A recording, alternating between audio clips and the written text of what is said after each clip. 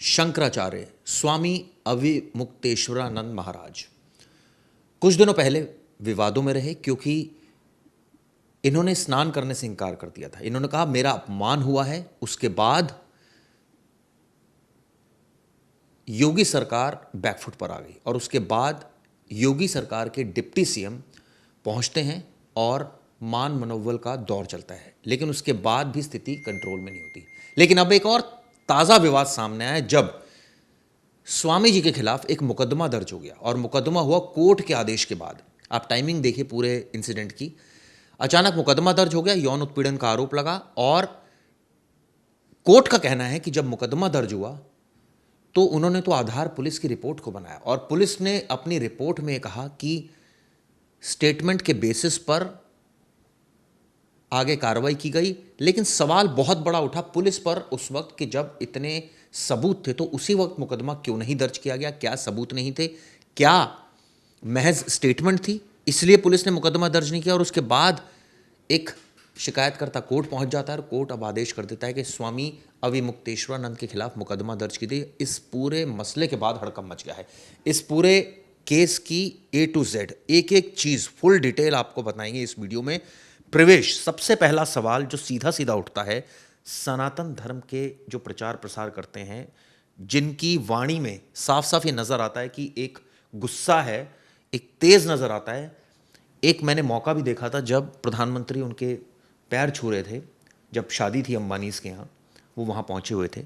अब अचानक ये क्या हो गया कि उनके खिलाफ कोर्ट ने एक ऑर्डर कर दिया कि इनके खिलाफ मुकदमा दर्ज कीजिए और बिल्कुल। अब पूरी बातें जो हैं चिराग जी फैक्ट्स पे करेंगे और जो हमारे पास डॉक्यूमेंट्स मौजूद हैं, हमारे पास एफआईआर कॉपी मैंने पढ़ी, एफआईआर कॉपी पढ़ी और जो कोर्ट ऑर्डर कॉपी है वो भी पढ़ी। तो उसमें एक दो चीज़ ना बड़ी इंपॉर्टेंट थी। उससे पहले मैं ये जानना चाहूंगा, लोगों को ये बताइए कि ये मामला कब का है और उस वक्त पुलिस ने मुकदमा क्यों नहीं दर्ज किया अगर सबूत थे तो? देखिए, जो एप्लीकेंट है जिन्होंने ये दायर की है याचिका कोर्ट में, आशुतोष नाम है उनका, आशुतोष महाराज उर्फ आशुतोष पांडे। ठीक है। अब इनका कहना है कि 13 जनवरी 2025 से लेके 15 जनवरी 2026 के बीच की ये घटना है। दो स्टूडेंट हैं, दो बच्चे हैं, शिष्य हैं। एक की उम्र 14 साल है, एक की उम्र 17.5 साल है। ये दोनों स्टूडेंट्स आशुतोष महाराज के पास आते हैं, जो खुद को महाराज बताते हैं, वो उनके पास आते हैं। उनसे कहते हैं कि हमारे साथ दुराचार हुआ जब हम कुंभ मेले में थे प्रयागराज वाले, तभी भी हमारे साथ दुराचार हुआ, हमारे साथ लैंगिक अत्याचार हुआ और उनके साथ बहुत सारी गलत कृत्य हुई। और गलत कृत्य करने वाले कौन? उन्होंने अविमुक्तेश्वरानंद और उनके शिष्यों पर यह आरोप लगाया कि दीक्षा पे और गुरु दीक्षा के नाम पर ये सब चीज़ उनके साथ हो रही थी और उनसे करवाई जा रही थी। अब जब उन्होंने ये कंप्लेनेंट आई उनके पास, दोनों बच्चे आए, फिर इन्होंने क्या किया, पुलिस में कंप्लेंट दी, रिटर्न कंप्लेंट भेजी और मेल किया इन्होंने डीजीपी को, यहाँ तक कि प्रयागराज पुलिस कमिश्नर को, सबको किया। उस पर एफआईआर नहीं हुई। यहाँ तक कि बताया जा रहा है कि उनके बयान भी दर्ज कराए, लेकिन एफआईआर नहीं हुई। एफआईआर नहीं हुई तो ऐसे में इन्होंने कोर्ट का रुख किया। इससे पहले मैं जानना चाहूंगा, जो पुलिस का इस मामले में स्टेटमेंट आया जो कोर्ट ने अपने ऑर्डर में मेंशन किया है, पुलिस कमिश्नर प्रयागराज ने पूरे मामले की जांच की और उसके बाद क्या फाइंडिंग्स पाई और मुकदमा क्यों नहीं दर्ज किया? अगर वो दोषी थे तो स्वामी अविमुक्तेश्वरानंद उस वक्त क्यों नहीं? बिल्कुल सबसे बड़ा सवाल था, सबसे बेसिक सवाल था। अगर उनकी रिपोर्ट में कोई ऐसी चीज़ आई थी और अगर पुलिस ने उस समय पे नहीं उसमें एफआईआर रजिस्टर की तो थोड़ा सा संशय लगता है कि क्यों नहीं की गई। अब देखिए, जो इंपॉर्टेंट वो है, जो लाइन है वो मैं आपको पढ़ के बताता हूँ जो कोर्ट ने बताया अपने ऑर्डर में। एक सेकंड वो दे रहा हूँ मैं आपको, क्योंकि पूरी ऑर्डर कॉपी मैंने पढ़ ली। तो कोर्ट ने भी रेफरेंस जो है पुलिस के इन्वेस्टिगेशन का दिया है। आपको बता दूं, इस पूरे मामले में प्रयागराज के जो पुलिस कमिश्नर का बयान आया था, जो उनकी जांच हुई थी, जांच में क्या क्या बातें? देखिए, ये पैरा 27 है। पैरा 27 में लिखा गया है कि submitted by the additional commissioner of police, मतलब एडिशनल पुलिस कमिश्नर की तरफ से जो रिपोर्ट सबमिट की गई, उसमें कोर्ट की फाइंडिंग ये कहती है, कोर्ट को बताया गया। हाँ, there is a serious allegation against the opposition party relating to aggregate penetrative sexual assault upon victim A and victim B. तो वो मानते हैं कि उस रिपोर्ट के आधार पर जो विक्टिम ए और विक्टिम बी, जो दोनों बच्चे हैं, उनसे गंभीर यौन अपराध किया गया है। ये खुद पुलिस मान रही है। हाँ, और ये पुलिस मान रही है पुलिस की रिपोर्ट के बिहाफ पर कोर्ट मान रही है। ठीक है। दूसरी चीज, it is disclose that the allegation as pledge person to negotiable offence punishable under the protection of children from. सवाल यह उठता है कि एडिशनल कमिश्नर की एक रिपोर्ट, मुझे इसमें वो भी बताइए जो प्रयागराज की कमिश्नर का हवाला दिया कोर्ट ने अपने ऑर्डर में। हाँ बिल्कुल बिल्कुल। द इंक्वायरी रिपोर्ट सबमिट, ये पैरा 26 है, पैरा 26 की पहली लाइन है, the inquiry report submitted by the additional commissioner of Prayagraj. बताया गया है कि एडिशनल कमिश्नर पुलिस प्रयागराज ने ये रिपोर्ट सबमिट की थी, मतलब उस रिपोर्ट में ये बताया गया था। वापस से वो पूरी रिपोर्ट में आपको बता रहा हूँ। Further disclose that the during the course of inquiry independent witness as well as victim A and victim B were examined. उन दोनों को एग्जामिन किया गया, दोनों जो विक्टिम है, and they have categorically stated before the inquiry officer regarding the alleged incident of sexual assault. जो inquiry officer था उसके सामने ये दोनों ने ये कृत्य जो उनके साथ हुआ है वो उन्होंने बताया। इसके आगे मतलब बहुत गंभीर चीज है, यानी कि साफ है कि शिकायतकर्ता ने पुलिस को ये बताया था कि उनके साथ गंभीर यौन अपराध हुआ है और इस बात को पुलिस ने माना भी था, लेकिन एफआईआर दर्ज नहीं की। क्यों नहीं दर्ज की और अब क्यों कोर्ट के आदेश के बाद दर्ज की जा रही है, ये सबसे बड़ा सवाल है। उस वक्त मुझे वो भी बताइए जो कमिश्नर ऑफ पुलिस ने जो आदेश में बोला था, वो मैं आपको पढ़ के सुनाता हूं दोस्तों, मैंने वो चीज पढ़ी थी। अब सुनिए, a detailed inquiry report have been submitted by the commissioner of police Prayagraj which has also duly consideration by this court. यानी कि कोर्ट ने जो कमिश्नर ऑफ पुलिस ने रिपोर्ट दाखिल की, जो एडिशनल कमिश्नर ऑफ पुलिस की रिपोर्ट को बेस बनाकर दाखिल की गई, उसको भी कंसिडरेशन मिले। यानी कि ये तो सीधा सीधा पुलिस की रिपोर्ट पर ही कोर्ट ने कह दिया मुकदमा दर्ज कर दो। बिल्कुल, पुलिस की रिपोर्ट पे ही। अगर पुलिस के पास इतनी पुख्ता रिपोर्ट थी, सब कुछ था, तो पुलिस ने मुकदमा दर्ज क्यों नहीं किया? तो इसमें विरोधाभास नजर आता है चिराग जी। इसमें यह हो सकता है कि उस टाइम पे ही क्लैश चल रहा था, जनवरी के महीने में सब कुछ हो रहा था। अभी मुक्तेश्वरानंद खुलकर जो है मोर्चा खोल दिया था उन्होंने पुलिस के खिलाफ, तो उन पुलिस को ऐसा लग रहा होगा कि अभी अगर हमने इंक्वायरी की, अगर हमने अभी एफआईआर किया और हमने अगर किया तो ऐसे में एक मैसेज जाएगा, एक ऐसा मैसेज जाएगा कि हम जानबूझकर ये चीजें कर रहे हैं। माइंड ऐसा हो सकता है, हम अनुमान लगा रहे हैं, ऐसा हो सकता है क्योंकि पुलिस को खुद बताना चाहिए। जब पुलिस की रिपोर्ट में फाइंडिंग आ गई थी तो पुलिस ने एफआईआर क्यों नहीं दर्ज की? सोशल मीडिया पर तो प्रवेश अब लोग ये भी बातें कर रहे हैं कि इस वक्त की जो टाइमिंग है कि कंप्लेनेंट को क्या उकसाया गया, कोर्ट चले जाइए। नहीं, दूसरी एक और चीज, कंप्लेनेंट के बारे में तो हम कितनी बात करें। बच्चे जो हैं वो बच्चे सामने आए हैं। मैं सबसे गंभीर विषय ये उठा रहा हूं कि अगर दो बच्चों ने आपके सामने बयान दिया है, चीजें बोली हैं, तो आपने पुलिस ने उस पर इंक्वायरी क्यों नहीं की? इंक्वायरी की तो उस पर एफआईआर क्यों नहीं दर्ज किया?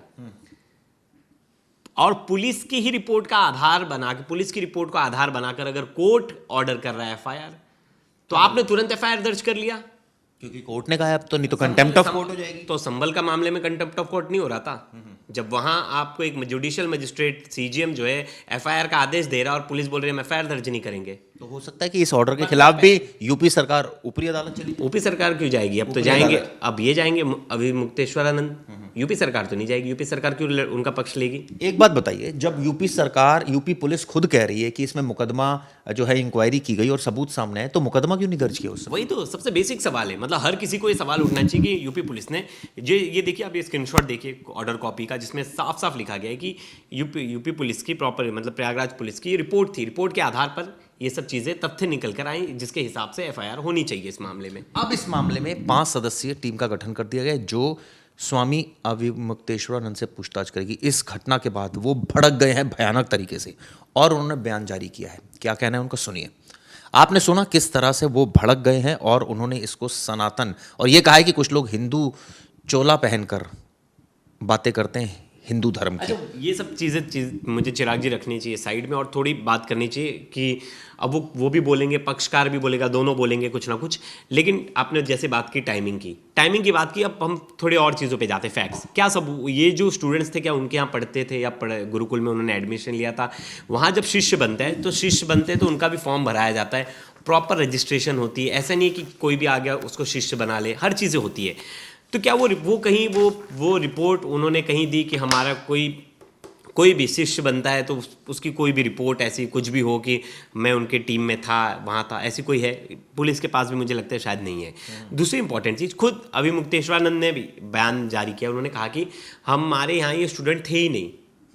अगर हमारे यहाँ स्टूडेंट ने, अभी जांच का विषय अभी पुलिस जांच करेगी थे या नहीं थे, और स्टूडेंट थे तो क्या प्रूफ था। दूसरी चीज़, मोबाइल नेटवर्क्स जांचे जाएंगे कि मोबाइल नेटवर्क्स, आधे से ज़्यादा स्टूडेंट्स के पास तो वहाँ फ़ोन ही नहीं होता। सवाल ये नहीं उठता, सवाल इससे बड़ा ये है कि अगर पुलिस अपनी जांच में ये बात कह रही है कि 2 स्टूडेंट्स के साथ ये हुआ है और सीरियस एलिगेशन है, तो मुकदमा क्यों नहीं दर्ज कर रही है। सवाल ये उठता है कि अगर आपने मान लिया है कि आपने बयान लिए होंगे, पुलिस ने जांच की होगी, उनके बयान में बात आई होगी, क्या पॉक्सो एक्ट में यह है कि बयान के बेसिस पर मुकदमा दर्ज हो सकता है, नहीं हो सकता? मुझे कानून बताइए। बिल्कुल हो सकता है। तो फिर क्यों नहीं हुआ? बिल्कुल, ये तो पुलिस को जवाब देना चाहिए, प्रयागराज पुलिस को बताना चाहिए कि आपके पास जब ये केस आया तो आपने मुकदमा दर्ज क्यों नहीं किया, क्या क्या ऐसी मजबूरी थी।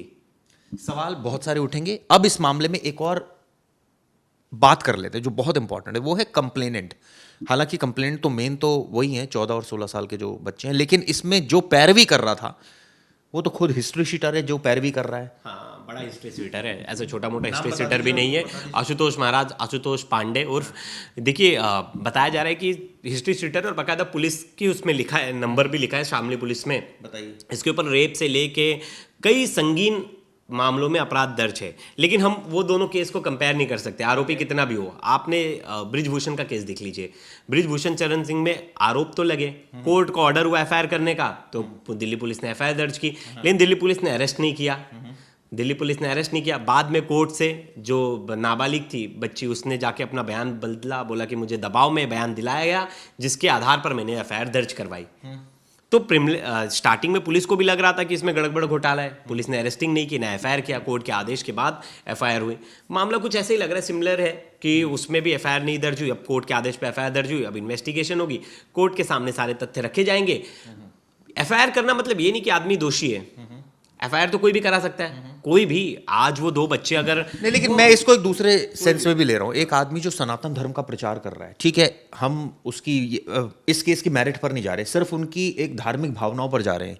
एक ऐसा शख्स जिसको मैं तो देखता हूँ बहुत बड़े बड़े वीवीआईपीज देश के, उनके पैर छूते हैं, उनके बहुत बड़े बड़े इवेंट में उनको बुलाया जाता है। एक ऐसा आदमी जो इतने बड़े बड़े, इतना पावरफुल आदमी, बल्कि मैं तो पावरफुल बोलूंगा, ऐसा आदमी जो सिर्फ शंकराचार्य की गद्दी पर भी विवाद है, वो एक अलग मैटर चल रहा है इनका, लेकिन ऐसे आदमी पर अगर इस तरह के फॉर एग्जाम्पल बाद में आरोप झूठे साबित होते हैं तो कितनी उसकी छवि को नुकसान पहुंचा। बिल्कुल बिल्कुल, वो तो हो गई चिराग जी। देखिए, बृजभूषण तो कहते हैं कि मीडिया ने और बाकी लोगों ने मेरी छवि को इतना दागदार कर दिया कि मैंने एक बच्ची के साथ गलत किया, लेकिन बच्ची ने अपना बयान बदला और बताया कि ये सब किसी और के कहने पे आया, तो वो चीज़ रिकवर तो नहीं हो पाएगी। दूसरी चीज़ है चिराग जी, अब देखिए कोई फैसला नहीं कर सकता यहाँ बैठे बैठे कि कौन सही है कौन गलत है, लेकिन जो टाइमिंग है, हमेशा टाइमिंग की बात होती है। एक जज का ट्रांसफर होता है तो टाइमिंग की बात हो रही थी, आज भी टाइमिंग की बात हो रही है कि ये टाइमिंग पे सब चीज़ें जो हो रही हैं एकाएक।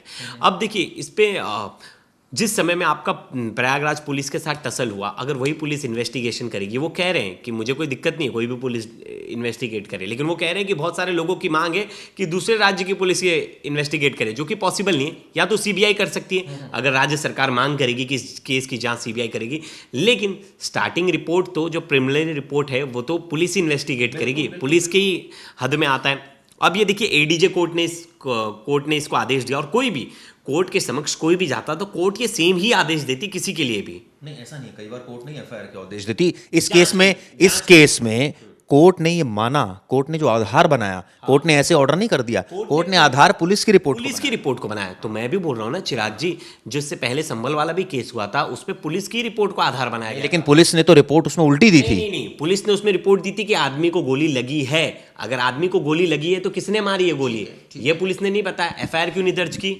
यही यहाँ भी है, सेम देखिए, सेम पैटर्न। मेरा कहने का मतलब है, एक स्वामी इतने बड़े जो सनातन धर्म का प्रचार कर रहे हैं, अगर उनके खिलाफ इस तरह से मुकदमा दर्ज हो जाए तो मैं मानता हूं ये तो जांच की बात है, कौन सच बोल रहा है कौन झूठ बोल रहा है, और अगर वो दोषी है तो उनके खिलाफ सख्त कार्रवाई होनी चाहिए। लेकिन अगर आरोप झूठा है तो आप सोचिए उस आदमी की तपस्या, उस आदमी का जो पूरी ताउम्र जो उसने एक तपस्या की, एक संघर्ष किया, सनातन धर्म को शीर्ष पर पहुंचाया, ये तो बड़ा मतलब अजीब सी। बिल्कुल बिल्कुल। और देखिए कितना अपने आप को, एफआईआर में सिर्फ उनका नाम नहीं है, उनके साथ जो उनके शिष्य हैं, मुकुंदानंद ब्रह्मचारी उनका नाम है, और 2-3 लोग अज्ञात लोगों का भी नाम इस इसमें पर शामिल है। अखिलेश यादव ने भी एक बयान दिया। बिल्कुल, अखिलेश यादव ने ये कहा कि रामभद्राचार्य जो है, महाराज रामभद्राचार्य, उनके स्टूडेंट हैं आशुतोष उनका चेला है। हाँ, उनके स्टूडेंट हैं।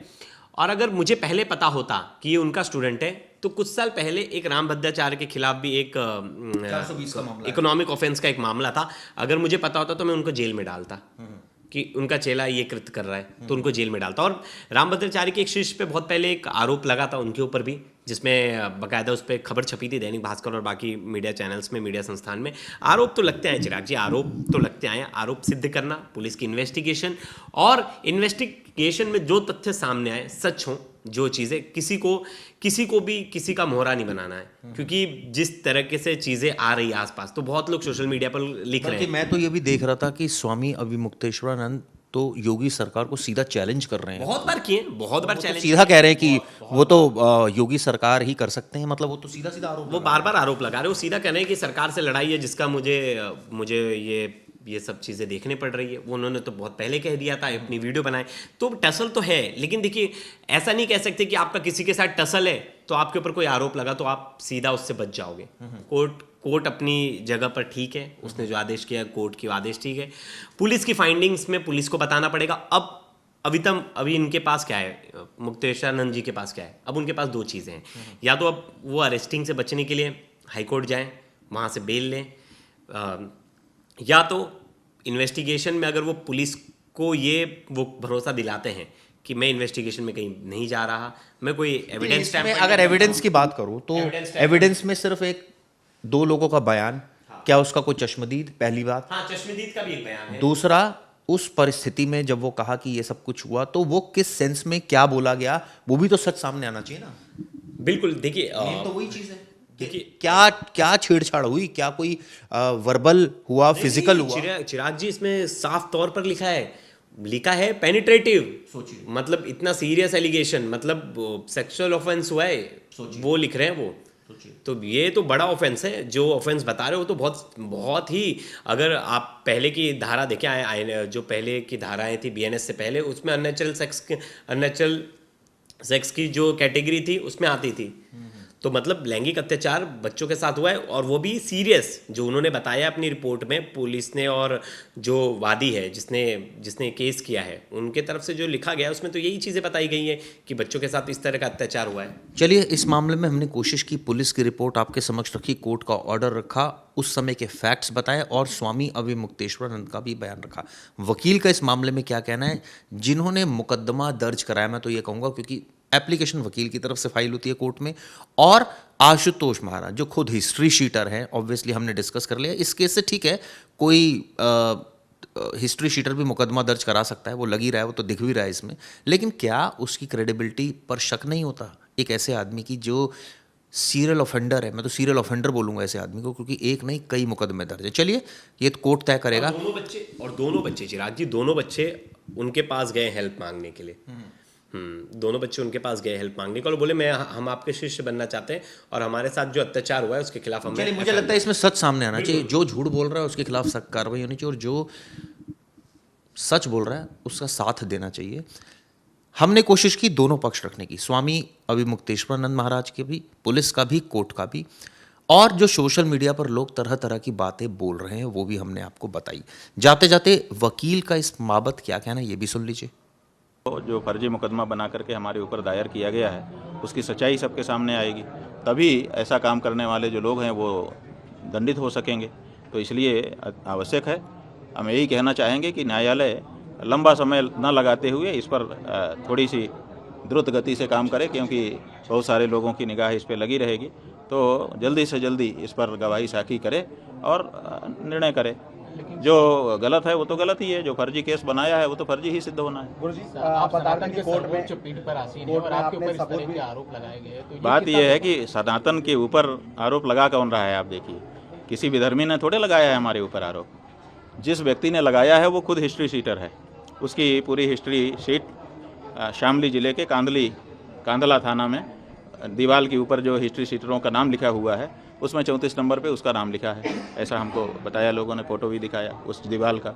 वहाँ पर जो रजिस्टर रखा है उसमें HS नंबर 76A उस व्यक्ति का नाम लिखा है। जाने कितने लोगों के ऊपर फर्जी मुकदमा डाल करके और उनको उगाही करना, यही उसका काम है। वो व्यक्ति रामभद्राचार्य का शिष्य बन जाता है और रामभद्राचार्य जी की शिष्य होने के बाद वो आकर के हमारे लोगों के ऊपर इस तरह का आरोप लगाता है। तो आप समझ लीजिए कि ये आरोप कोई विधर्मी नहीं लगा रहा है, ये आरोप कहाँ से आ रहा है, रामभद्राचार्य जी। और रामभद्राचार्य जी का बल कहाँ है वो भी आप लोग जान लीजिए। तो गौ माता की जो आवाज़ हम उठा रहे हैं, इस आवाज़ को बंद करने के लिए सारे प्रयत्न हो रहे हैं, उन्हीं में से एक प्रयत्न ये भी है। महाराज जी, आप कह रहे थे कि कोर्ट में सब साक्ष्य देने के बाद भी मुकदमा कैसे दर्ज हो गया? ऐसा है कि मुकदमा तो दर्ज होगा ना, बिना मुकदमा दर्ज हुए जांच कैसे होगी? और बिना जांच के अगर खारिज कर देगा तो आप कहेंगे साहब बिना जांच के खारिज कर दिया। इसलिए मुकदमा दर्ज होकर के उस पर जांच होकर के दूध का दूध पानी का पानी होना, यही प्रक्रिया है और ये प्रक्रिया बिल्कुल सही है, हम स्वागत करते हैं। आगे कार्रवाई आप आगे को कैसे तैयारी करेंगे? हमारी क्या तैयारी है? देखिए, जो सच है उसको क्या तैयारी करना है। उन्होंने झूठा केस बनाया है और उन्होंने कल हमारे अधिवक्ता ने आप लोगों को बताया था कि उन्होंने 2 एफिडेविट दाखिल किए हैं, दोनों में 2 कहानी है, यहीं से मामला खत्म हो गया। एक व्यक्ति शपथ पत्र पर 2 कहानी देता है, इसका मतलब उसकी एक कहानी तो झूठी है ना, आप इसी से अंदाज़ा लगा लीजिए। तो और बाकी जो कहानी में जो कमजोरी होगी वो वकील वहाँ पे खड़े होकर कोर्ट में बताएंगे, उसको हम कैसे आपके सामने बताएं। इसलिए कोई इसमें बाधा नहीं है, ये बिल्कुल उचित है, जो प्रक्रिया है उसका पालन किया जाना चाहिए और हम लोग न्यायालय में जो बाधा आ रही है उसको फेस करेंगे। ऐसी क्या बात है? हम थोड़े आदित्यनाथ हैं कि हमारे ऊपर का मुकदमा हटवा लो, ऐसी ज़रूरत नहीं है। हमारे ऊपर अगर कोई आक्षेप है तो हम भी उसका सामना करेंगे जैसे आम लोग करते हैं, ऐसी क्या बात है? और हमको अपनी न्यायपालिका पे भरोसा है और अपनी सच्चाई पे भरोसा है, क्या किस बात की चिंता? ठीक है। और गौ माता का आशीर्वाद है, गौ माता के लिए निरंतर हम लोग आगे बढ़ रहे हैं, बिना डरे बिना भय खाए, और बढ़ते रहेंगे। आप कैसे चुप करा लोगे? आपने इस केस को लड़ा है और जीत हासिल की है, क्या कहें? मेरा ये कहना है कि ये आदेश उन जख्मों पे मरहम है जो भारत की संस्कृति को घायल कर रहे थे और रौंद रहे थे।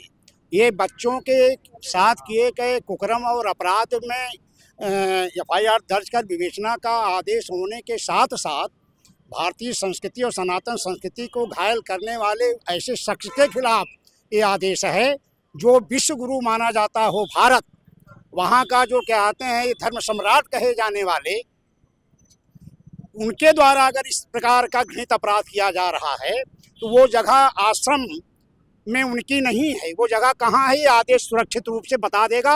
और आपके संज्ञान में भी एक बात रख दूं, स्पष्ट कर दूं कि माननीय न्यायालय ने जो आदेश किया है उन लाइनों की ओर आपको ध्यान मुखातिब करा दूं कि प्रथम सूचना रिपोर्ट दर्ज करते हुए महाराज जी उसमें एक गाइडलाइन दे रखा है कि जो घिनौने से घिनौने अपराधों का संज्ञान अदालत को पक्षकार ने दे रखा है, वादी मुकदमा ने दे रखा है, उन बिंदुओं पर ध्यान आकृष्ट करते हुए विवेचक को कहा कि इसकी तह में जाके विवेचना करके आप ले आइए।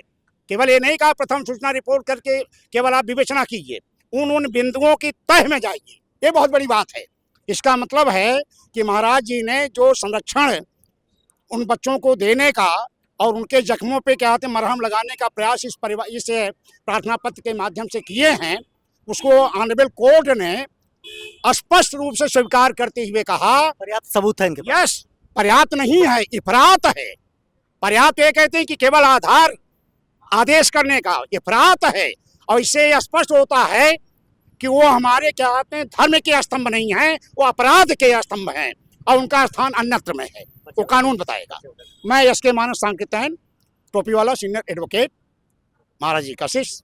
बिल्कुल आशुतोष महाराज हैं और इनका कहना है कि आज उन्हें न्याय मिला है और ये जो स्वामी अविमुक्तानंद है उनके खिलाफ कोर्ट ने FIR दर्ज करने के आदेश भी दिए हैं।